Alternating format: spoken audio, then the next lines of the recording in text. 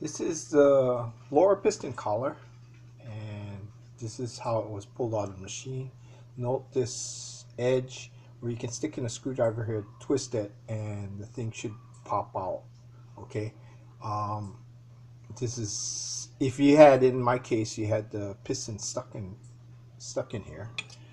Um, it was stuck in here, and that's how I had to remove it. Okay, I had pulled this out of the machine, and this whole piece dropped out.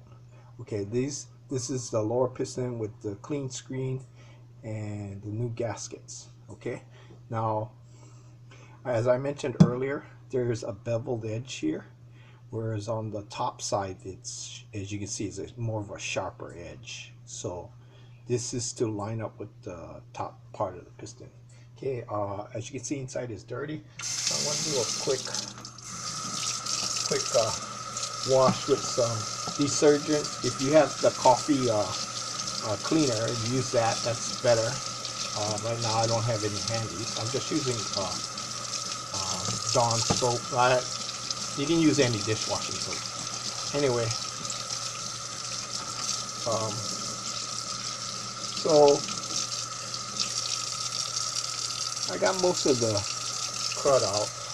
There's some on the edges, like here, right here, but that's all just gunk. It's just oil from the beans, and it's pretty easy to get out. Okay, so even though this machine was sitting for like 6-7 years, maybe even longer, it's just coffee oil, so it still comes out. Okay, so that's it. It's more or less clean. There's a little stain. You can see this dark area. There's a little stain there, but that's not going to hurt. That's also where the piston was rubbing constantly. So it's just more of a stain on the metal, but I can feel it. It's totally smooth.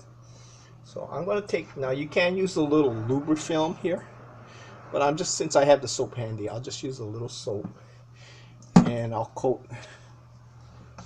this with a little soap. It'll all wash out when I do a machine cleaning, but I'm gonna, okay, remember, if you put it in on the top side, see the edges, it won't even get past the ring, but on the other side, you see it gets real close to the ring. So I'm gonna see if I can press this down to get it started. I may have to push in the bushings on one side to get it started.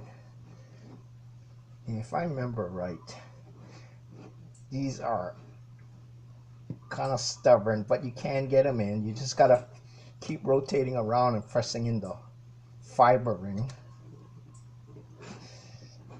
So if I can get it started on one side, which I did, you see here, I got it started here, and it's inside the part, right? And then out here it's stuck on the outside. So I just got to keep pressing in and compressing that ring, the inner O-ring, because there's a rubber inner O-ring under here, and this should get it. Okay, so you can see me rotate this and press this ring while I'm holding it down.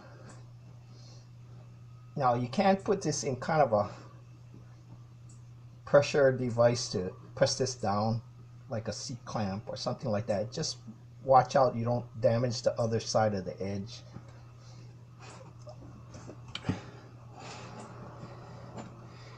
And once you get it started, where you can see where it's starting to get inside here, okay, so I got it right here, it's sticking out, and then pressing it down. But as you can see, it's, because it's slippery, it slips out the other side. Okay, I'm gonna go off camera and then do this.